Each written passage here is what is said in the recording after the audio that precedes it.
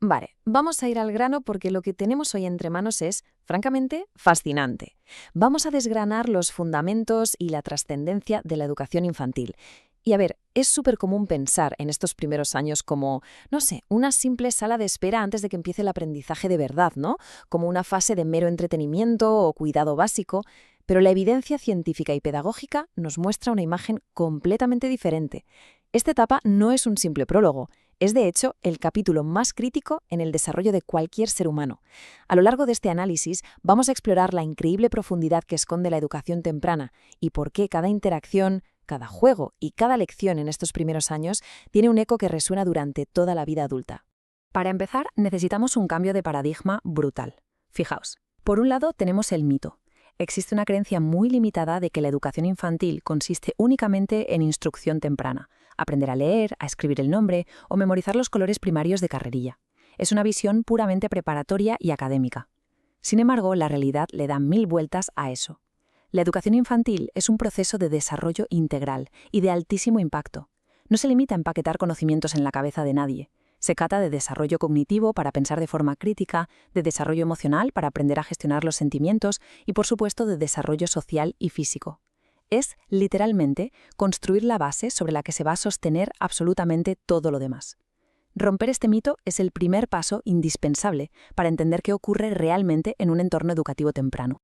Y ojo, que esto no es una teoría romántica que suene bien y ya está, se basa en la biología más pura y dura, la famosa alta plasticidad. Durante la primera infancia, el cerebro humano está en un estado alucinante de plasticidad neuronal. Esto significa que no es una estructura fija o rígida, sino una red súper maleable. En este estado, cada experiencia vivida tiene un impacto profundo. No es solo que se absorba información como una esponja, es que las experiencias tempranas, ya sean de aprendizaje, de afecto o incluso de estrés, literalmente esculpen la arquitectura del cerebro en tiempo real. Van a determinar cómo ese cerebro va a aprender en el futuro, cómo se va a relacionar con otras personas y cómo va a percibir la realidad. Por lo tanto, crear un entorno enriquecedor en estos años significa construir una infraestructura neurológica sana y permanente. Para comprender cómo se debe guiar esta especie de superplasticidad cerebral, podemos apoyarnos en mentes verdaderamente brillantes. Podemos llamar a estos tres grandes teóricos los arquitectos del aprendizaje. Primero tenemos a Jean Piaget, que revolucionó todo al enfocarse en la experiencia y el juego, demostrando que en la infancia somos constructores activos de nuestra propia mente. Luego, Lev Vygotsky le añade una capa crucial, el contexto social y la cultura, enseñándonos que el desarrollo cognitivo se impulsa a través de las interacciones con los demás. Y finalmente, David Ausubel introduce el aprendizaje significativo. Esta es una tríada pedagógica formidable. Juntos desmontan por completo esa vieja idea de que la educación es solo transmitir datos y nos revelan un proceso que es dinámico, súper interactivo y, sobre todo, profundamente relacional. Ahora, lo realmente interesante de esto es cómo se puede sintetizar el pensamiento de Piaget en una sola frase que la verdad lo cambia todo. El niño no es un receptor pasivo de información, sino un sujeto activo que construye su conocimiento. Durante siglos asumimos que una mente joven era como un vaso vacío que el educador tenía que rellenar con datos, de forma totalmente pasiva. Pues esta cita derriba por completo esa noción.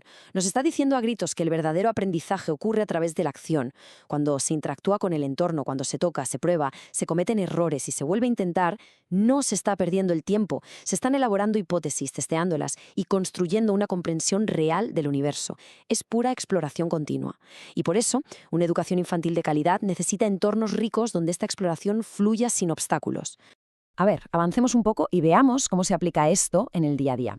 La visión de Ausubel sobre el aprendizaje significativo se basa en dos pasos clarísimos y muy lógicos. El paso 1 es innegociable. Hay que partir siempre de la realidad y de lo que ya se conoce. Si se intenta enseñar un concepto que flota en el aire sin ningún anclaje en el mundo real, se va a olvidar en cuestión de minutos. Pero en el paso 2 es donde ocurre la auténtica magia del aprendizaje.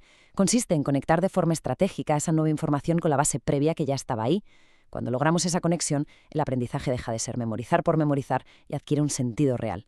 Esto demuestra que para educar bien hay que conocer a fondo el contexto y el mundo interno de quien aprende para poder tender esos puentes cognitivos. Bueno, hasta ahora hemos hablado muchísimo de teorías académicas y desarrollo mental, pero hay algo todavía más profundo en juego, y es que la educación infantil es el epicentro de la construcción de la identidad.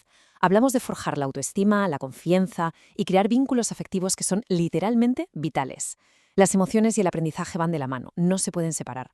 En un entorno educativo que es positivo, cálido y seguro, se nutre la confianza en uno mismo, creando el espacio ideal para explorar el mundo sin miedo a equivocarse. Por el contrario, las experiencias negativas en una etapa tan vulnerable pueden generar inseguridades profundísimas que lastran el desarrollo emocional. La labor de la educación temprana es, por tanto, ofrecer un andamiaje emocional impecable. Y todo esto nos lleva a un punto de inflexión brutal. Nos surge una pregunta inevitable. ¿Es el juego un simple entretenimiento? Seguro que en la calle o en la sociedad hemos escuchado 1000 veces eso de que jugar es una actividad secundaria, un ratito para quemar energía o una pequeña pausa antes de volver al aprendizaje serio. Hay un error enorme y muy extendido en pensar que jugar es lo contrario de trabajar o aprender. Pero claro, si recordamos esa plasticidad cerebral de la que hemos hablado y si tenemos en cuenta que el aprendizaje requiere ser un sujeto activo, la respuesta a esta pregunta nos obliga a cambiar drásticamente la idea que solemos tener sobre lo que pasa en un aula de educación infantil.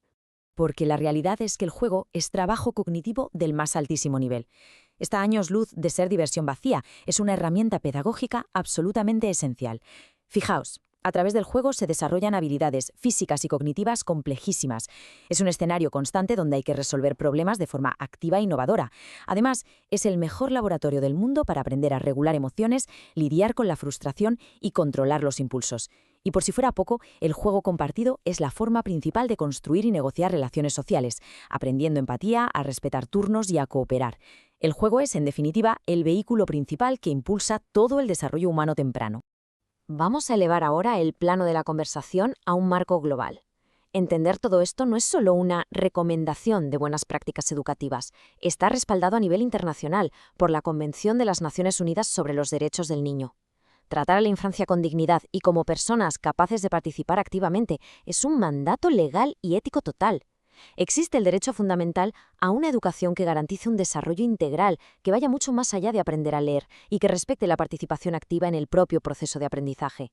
Es decir, cuando reducimos la educación temprana a una simple guardería o a instrucción mecánica, no solo ignoramos la ciencia del cerebro, sino que estamos fallando en defender derechos humanos superbásicos.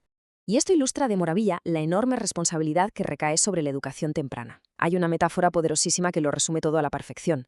Todo lo que no se fortalece en la infancia tendrá que ser reconstruido más adelante, muchas veces con mayor dificultad. Es exactamente lo mismo que construir un edificio. Si haces los cimientos deprisa, con malos materiales, o directamente pasas de ellos, la estructura va a tener grietas seguro. Y reparar los cimientos de algo que ya está levantado es un trabajo monumentalmente más difícil, doloroso y complejo que hacerlo bien desde el principio. La educación infantil es ese cimiento fundamental. Así que, sabiendo ahora el verdadero peso biológico y psicológico de estos primeros años, la pregunta que nos queda es, ¿cómo sociedad le estamos dando de verdad a esta etapa la prioridad absoluta que nos exige la ciencia y que merece nuestro futuro? Es una reflexión indispensable para cerrar nuestro recorrido de hoy.